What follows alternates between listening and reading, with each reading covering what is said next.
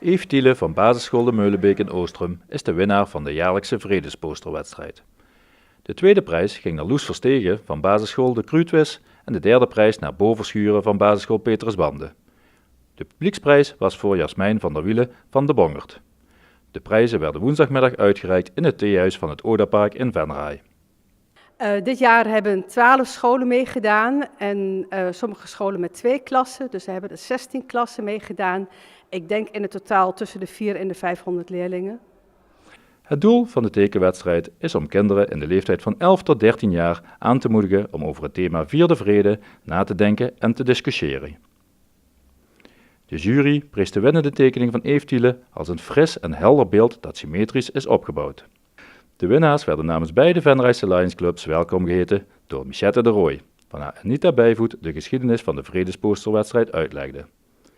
Aan de prijsuitreiking, die muzikaal werd opgeluisterd door 2 leerlingen van de muziekschool, ging heel wat voorbereiding vooraf.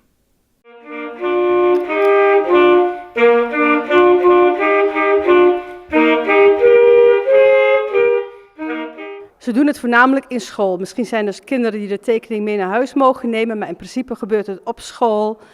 Meestal in de wekelijkse tekenles, in de periode vanaf de zomervakantie wordt er aan gewerkt. En de afgelopen 2 weken hebben de posters in de bibliotheek gehangen. Dus 2 weken geleden waren ze klaar, hebben we ze opgehaald. En zijn ze in de bibliotheek gehangen, waar de kinderen zelf konden gaan kijken. En waar het publiek ook een prijs kon geven aan de mooiste poster. Die wordt vanmiddag ook uitgereikt. En de mooiste posters van iedere school hangen hier. En daaruit zijn de 3 allermooiste posters gekozen die vanmiddag de eerste, tweede en derde prijs krijgen.